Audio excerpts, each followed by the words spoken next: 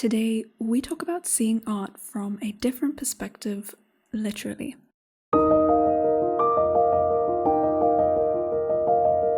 Normally, when people choose a sketch, they choose a nice location, right? Not me. I hate drawing nice locations. I feel there's way too much pressure, and nice locations are overrated. Instead, I like to make art of the stuff that people overlook.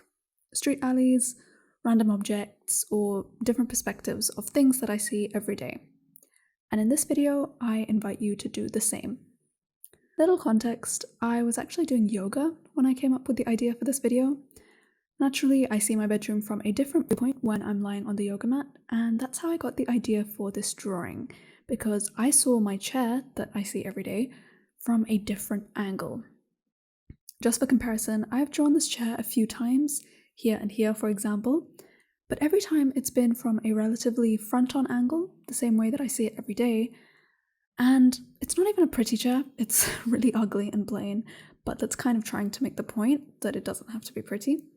But now that I'm drawing this chair from a different perspective, it makes this plain, ugly, ordinary and boring chair interesting and worth drawing. I often draw non-aesthetic things simply because that is what is around me. I say this a lot, but my life is not aesthetic, which may come as a surprise to a lot of people. But I have to emphasize this because I personally have grown up under the false impression that everyone else's life is aesthetic because that's what we see on social media.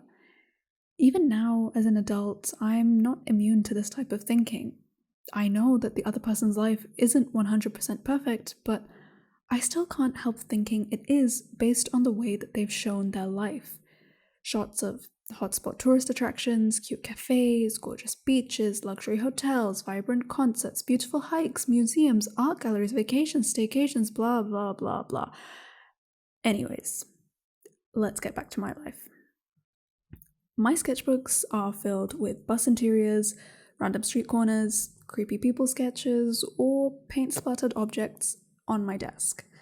The things I draw are not fancy, and I am trying to get over the idea that only what's pretty should be painted or worth celebrating.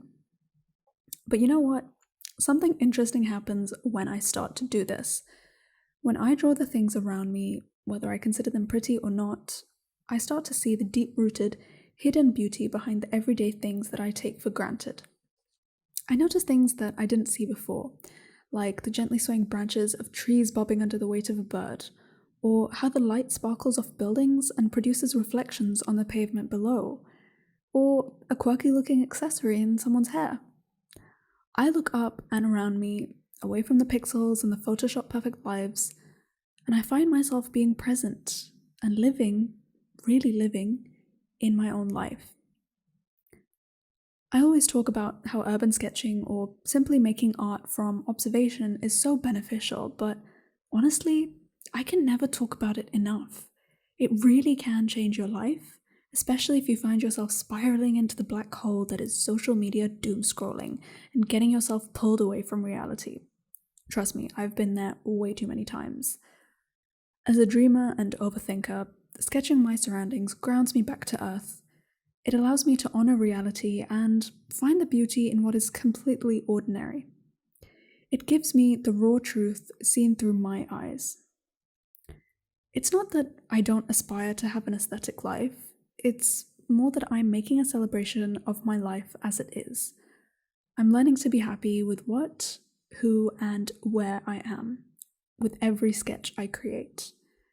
No aesthetic flat lays, no flashy outfits, no bedazzling locations, just me, just my life, in all its boring, ordinary, day-to-day glory.